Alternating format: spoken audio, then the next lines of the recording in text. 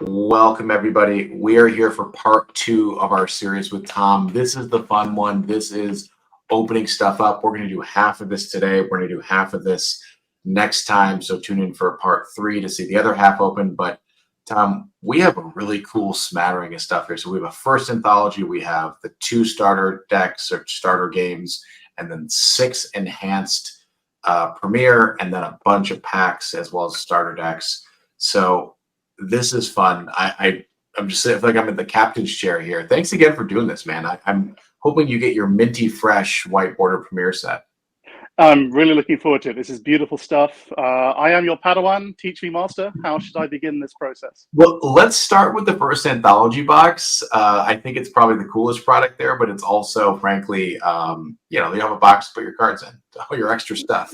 Indeed. It's I've got a whole bunch of these from the Star Trek ones. They make beautiful storage devices. This one is truly beautiful. I picked it up for about $80, which I think was a pretty good price for especially one in this great condition. So yeah. I know some people get a little bit sad when they see sealed product open, but I'm just glad we live in a time where you can still get access to this kind of stuff and have this experience for the first time. So this is just going to disappear for a minute while I use my crude method of biting the plastic to remove the outer layers. I'll just sit here and tell jokes. I have bitten a lot of plastic back in my day. Every time pack openings, I feel like I get stage fright or performance anxiety. Okay, so you get the outer plastic off, and then there's the same kind of sleeve. Really is in great condition. I'll definitely be keeping that to go through. And it's the exact same dimensions as the Star Trek set. So off comes the lid. And this is, I assume, a catalog of cards. Oh, yeah. Is it rules clarifications? The Star Trek one usually has a catalog of cards. The later ones have a card list in it, but I think that one, the rules have just gotten so convoluted they needed to put them all in one place. But most of the later ones do have that. Okay, this white little pack, I assume, is the insert of the unique cards?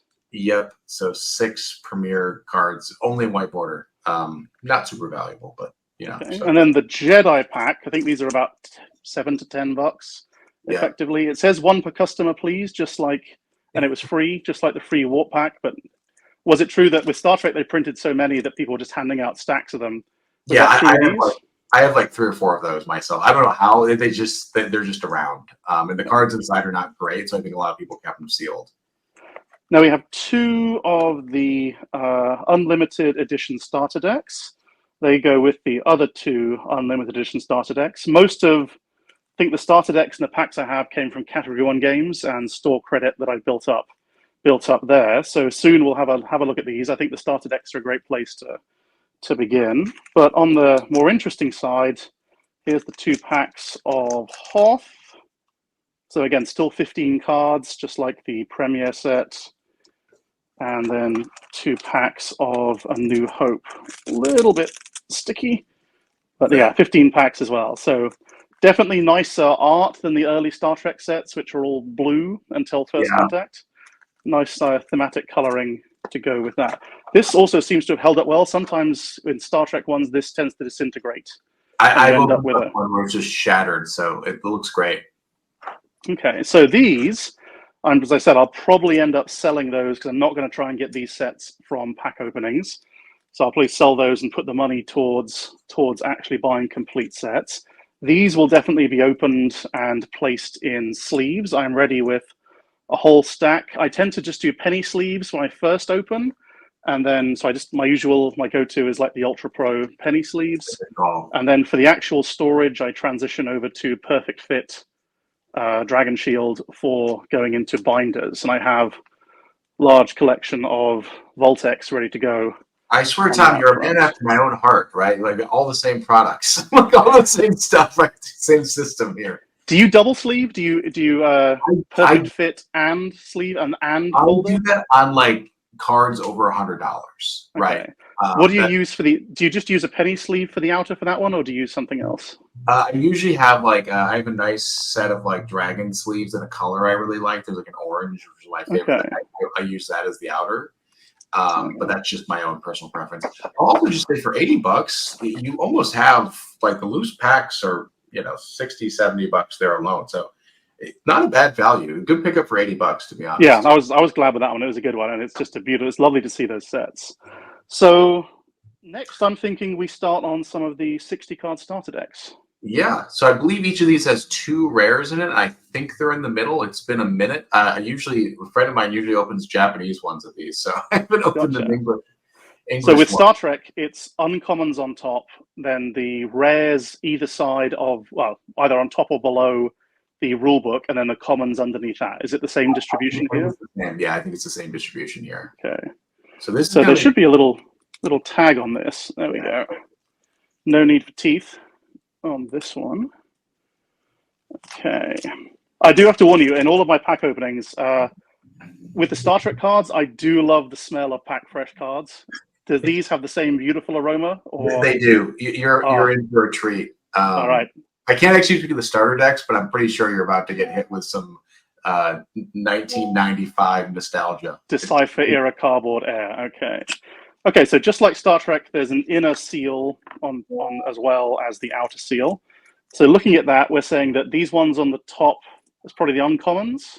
I think that's and right. Then, as I recall from one of your previous videos, there's a light side and a dark side rare, and they should straddle either side of the rule book. I think that's correct. And then all of these are commons at the back. Yeah, and we can go through the comments quickly, but you know, we're going to see a lot. There's no tab on this, as far as I can tell. I think it's just. I think there might be one of the maybe it's On the Star Trek ones, yeah, there's sort of there's something here. Hang on a sec. It might have to disappear. I'm not biting it. I promise. Hang on.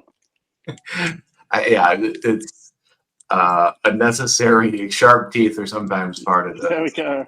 Experience. I would talk about a Ferengi, but that's the wrong franchise for this particular. Oh, hang on. Oh, that is. Yep, it's the exact same delicious aroma. It's nostalgia in nasal form. It is. Yeah, it's the same printers, no doubt. It's the same card feel, the same everything about these. Okay, so when I tend to sort these out, obviously I don't know what's what right now. So what I tend to do is put all my uncommons in a stack, so that as I'm going through a card list, when you don't know what's common and uncommon because they don't have markers on yet at this point, at least I've got those separated. So how many uncommons? Is it like 15 uncommons? I think it should be roughly 20. 20 uncommons, okay. 20, 38, 2, roughly speaking.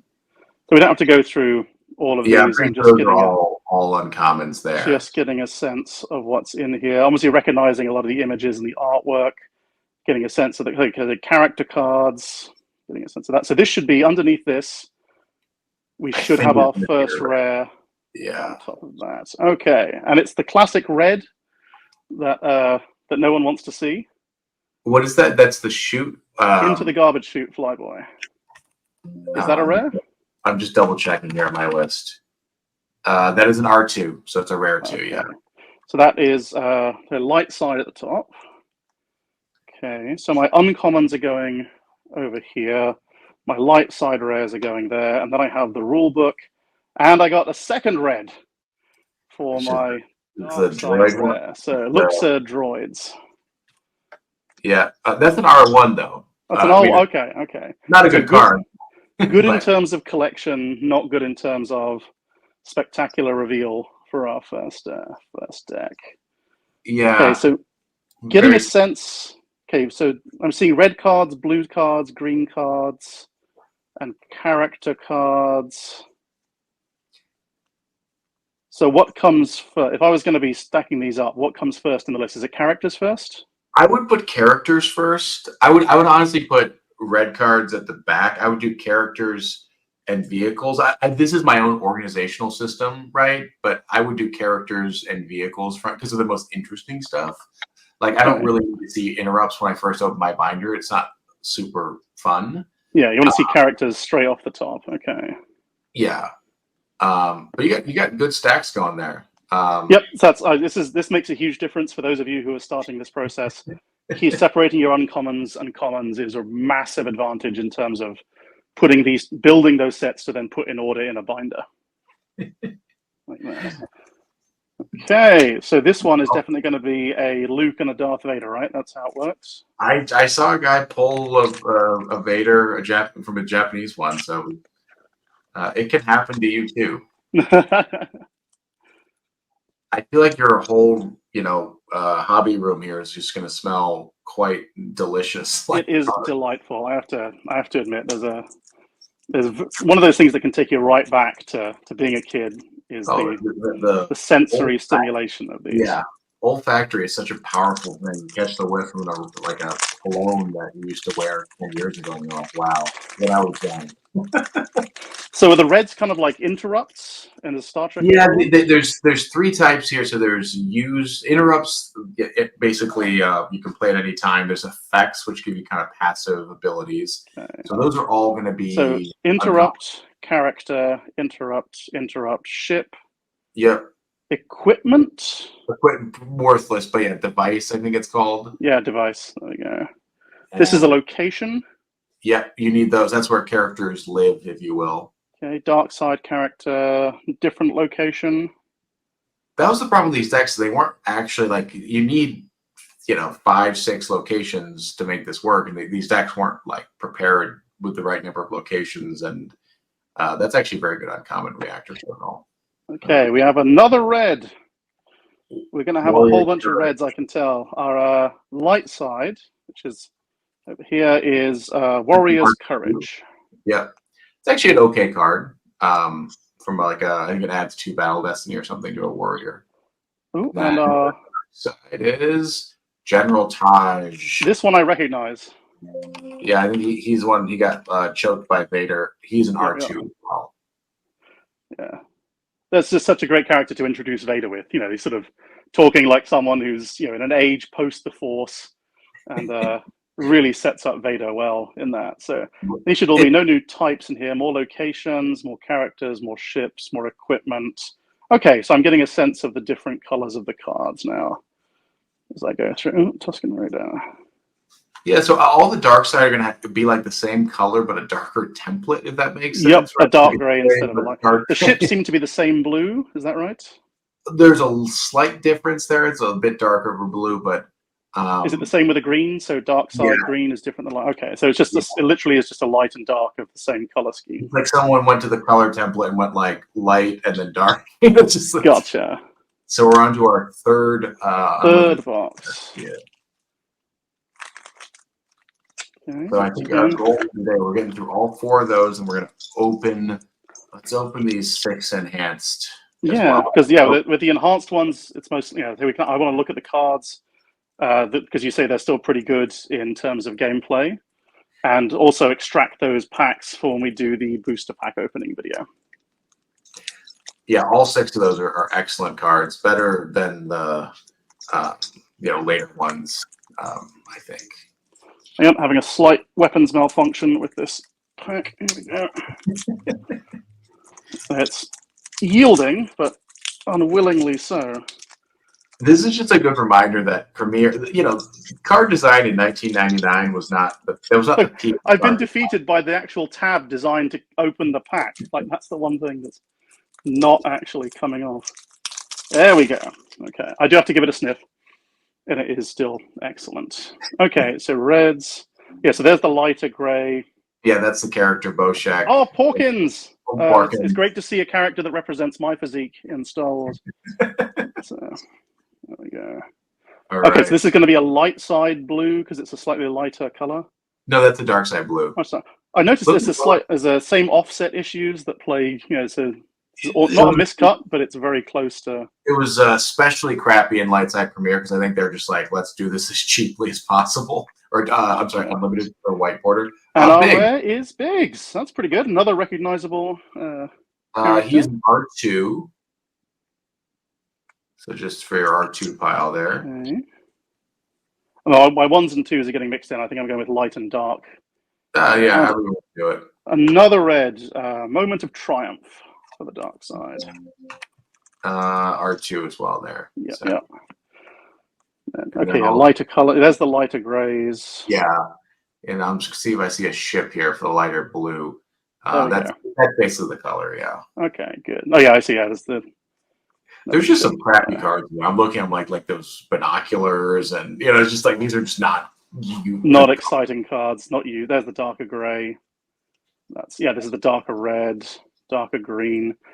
Same streaking. There's a little bit of streaking on the back there. That came. Star Trek has that too sometimes with the streaks on the back, and the same massive stack of commons building up here as well. Yeah, that's why when you set out to do this, I was like, "Are you sure you want to get? You're gonna have just an anthology box of commons that, unlike the later set commons, which can be kind of interesting or good. The vast majority of premier commons. I mean, are there any uncommons that have value, or are there just so many of the whiteboard or premier stuff? I wouldn't say value, but there's a couple that are still very good and useful. Like there's this card Sense and Alter, which are both very good and played in decks still, and also what else is there? There's Reactor Terminal, there's Rebel and Imperial Barrier, which are both very good. So there's like some, like I would say maybe 50 cards from the set that are like still used, but none of them are like more than 10 cents, 20 cents or something. They smell good no matter what. Okay, lots of reds. I can see why everyone loves red. Yeah, I mean, it's just like you're a kid opening this up and you get an entire pack of reds and you're like, what is this? Like, how am I supposed to use this? It's like a wall of text. Okay, so there's some generic lightsabers in here. So that's and your rare is going to be another red, another into the garbage chute flyby. That's the nature of the game. Let's see if we have any better luck. A green. That's the West Skeeter. That's the Seekers are particularly bad. Gotcha. So they're not even like playable remotely. They're like, I don't know. There's some niche thing they thought you're gonna have Seekers running around killing mains. So the Force was not with me in these packs, but it was still a good. It's the same with Star Trek. You never know what you're gonna get. Star Trek suffers from 25% of premier rares are rare missions that no one's that excited about. So that can happen in a set this big. But I'd say, even though he's this guy Teague is pretty good, and even though he's an R2, I was pretty happy to see. This is an okay pull there. All right. Do we want to open those 6 guys? Yeah, let's have a look. I assume these are going to. They're open at the side, but they might require. Oh no, there we go. Okay, so this is the exact same box as the Star Trek one. They're obviously just using this. You're gonna have a really big strategic choice of whether you keep those boxes or not. I feel like I threw some away maybe 2 years ago because I just didn't need them, and I was like, I felt sad about it, but I just didn't physically need them, So you see, the card is loose. Yeah. Let's take a look. But the good news is there's 0 damage to the base of this card. Yeah. That is a really good looking card. Okay, so talk me through power and ability. What am I looking at here? So power is like your toughness, right? So that's how much your not your toughness, your strength, if you will. So that's a pretty good card. The other thing is he has a lightsaber, so we call those mains with toys. Okay. So he has a weapon. That's in the name. Okay, Luke with lightsaber. So which is what made all those cards particularly good, because it was usually quite cumbersome to get a character's weapon out, because you need to find Luke, deploy him, and then you need to find his lightsaber. And in any card game, the hardest thing is finding cards, right? You have to draw it, and just the chance of drawing Luke's lightsaber was extremely hard. So this made it much better and easier to find a Luke. Now, I did buy, just give me 1 second. Well, I'll just keep talking about Luke, and that's why the mains. Oh, here we go. This is a different one that I found in a set of cards that came with Star Trek, and I don't know if it'll show up for you there, but it has these 2 little marks. Looks like a cat bit it. Yep, there and there, little fang bites on those ones. So I'm definitely glad. These ones, I'll sell them on eBay as pack fresh, but make notes and take pictures of the damage. Whereas I'm glad I have that one was actually pretty flawless in terms of not taking damage from that. Okay, and then there's an insert, which is the thing it was sitting on. So it's resting on this. And then there's 4 packs to add to our pack stack. Like that. Okay. Let's move on to the Vader. I mean, I'm trying to even rank these in my head. They're all like very good. The Boba Fett Actually, the only one's probably the worst one, but he's still very good, right? It's like, and then maybe the Boba Fett, but the Vader's good, Luke's good, Han and Leia are both very good. He looks pretty fresh there. This here's a tiny few little bits of marking at the top, but his base is in perfect condition, so that is another excellent condition card. Notice he has one more than Luke in both power and ability. Yeah, so he's also more expensive, so that cost in the bottom left there, the white box is how much his resource cost. Oh, I see. So he's more expensive to get out. So that's kind of part of it as well. And this is the set symbol, is that correct? That's right. Set symbol is always the top right. Premiere doesn't have one, right? So it's the Premiere set, but every other set's going to have it. So that's, I think, the premium set, technically. Okay, so Star Trek, Star Trek has a promo mark, and that's the same there for that. Okay. If only they were kind and put a rarity marker up there as well. That would have been so nice. Okay, so Boba Fett, obviously, a lot of people always like this classic character, so I assume he's got some decent value to him. Yeah, this is Boba Fett's a solid card here. For a guy that had all of 10 minutes in the movies, there's so much, fan love for Boba Fett. Let's see. Oh, his top seems pretty flawless, and his bottom is flawless. So there's a few little. That's just some fluff on the back, but he's in great shape. So that is a great. Yeah, thankfully, all 6 of these packs seems to have held up really well, both in shipping and in storage. And I need to pull out those packs there. You're going to have quite a pack stack here. This is going to be I think it's going to be definitely video 2 for. I've got these pack stack over here, and now the second one's building up pretty good. And then there's the ones inside these as well, I believe. Okay, moving on to Obi-Wan. He might be the worst of the 6, but I feel bad even saying that. He's still very good. It's like your least favorite child. It's still your child. Yep, top and bottom. This one definitely has some of the little marks at the bottom, but only visible under the right angle of light. So that is not too bad. Notice, yes, halfway between Vader and Luke in terms of ability. Yeah, the big thing about those is they didn't have any immunity to attrition, which kind of balanced them out. Attrition's the whole concept of telling it's, important to understand, not important to explain at this point, but that was sort of the downside of these. But what made those 2 cards very good is they add destiny with different combinations of mains. So they're just very good in lots of types of decks. Okay. Yeah, I noticed I bought all 6 of these packs together as a complete set.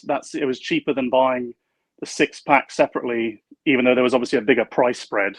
I saw that Luke tended to be one of the cheaper ones. Luke and Obi-Wan were one of the cheaper ones. Boba Fett was kind of in the middle, and these 2 were almost twice the price. Yeah, that sounds about right. I think I paid about just under 300 for all 6 of these. That sounds about right. I mean, the Leia alone is like a $40 card, $30 card. I think she's probably a little better in the Han, but still very good. I think she adds 1 with Han. So there's just lots of good combos of running her with Han. Definitely have seen the little marks at the bottom, but otherwise a great card. Yeah, I mean, I wouldn't have otherwise bought these. I might have bought them as individual cards because it'd be cheaper, but in this case, I wanted the pack so that we could do our opening with those. Okay, lots more red cards in there, no doubt. And finally, this is they seem to be drawing images from episodes 4, 5, and 6. Yeah, it's kind of across the board. At that point, they're like, we got all the IP. Let's just run the playbook, do everything. I think Decipher, I mean, with Star Trek especially, I think Decipher did an amazing job of picking these sort of iconic shots that really summed up the character very well. And so I'm seeing a lot of the similar things here. I'm seeing these iconic moments that I can place very easily in the movie. Han is pretty much flawless. No marks at the top or the bottom. So that worked out well. A great shot of Han as well. Just great all around. And yeah, we're building up a real good stack of packs to open here. Just to give you a sense of what we're looking at, it's Quite a good, kind of goes off the edge there, but that's a good. So I'm hoping that with that, of course, I'm still going to be short plenty of rares, but I should definitely get a common, uncommon set, which are from packs that I've opened. Yeah. And hopefully we'll find some decently interesting cards in there too. I think you will, but let's take a pause there, and we're going to do the rest of this in part 3. So, folks, thanks for tuning in on this journey to get Tom a complete white border set. Hopefully this is educational for folks. I'd love to kind of hear from the audience their thoughts on collecting and where they're at in the journey, all that sort of stuff. Tom, any final thoughts here before we sign off? No, the packs look great. This box was great. I'm looking forward to getting into the boosters. That's where, all of us spent a lot of our pocket money. Getting a stack like this would have been unimaginable in the 90s. And so it's great that we get to be able to rip this kind of stuff today. Can I ask you one thing? Are you having fun? This is good. I mean, this is the close, especially because I don't know what to expect. Like without, I know where the rares are, whereas when I was opening Star Trek, I didn't. So here I get to build up to that, and it's obviously going to be a lot more easy to sort as I go through. It's been great I now know what the different character types are. I'm seeing a lot of very iconic images on these kind of things. It looks like a beautiful set. Obviously, my heart's always going to be with Star Trek, but this looks like a really nice collectible set of cards. I love to hear that, because ultimately this is about having fun, and I think sometimes it gets lost a little bit in the collecting and markets and prices and costs. And if you're having fun, that's a good way to spend your resources. So thanks for hanging out, Tom. Thanks for doing this with us. We'll be back with part 3 with even more pack openings, but that's all we have for today. So thanks for tuning in. We'll catch you next time.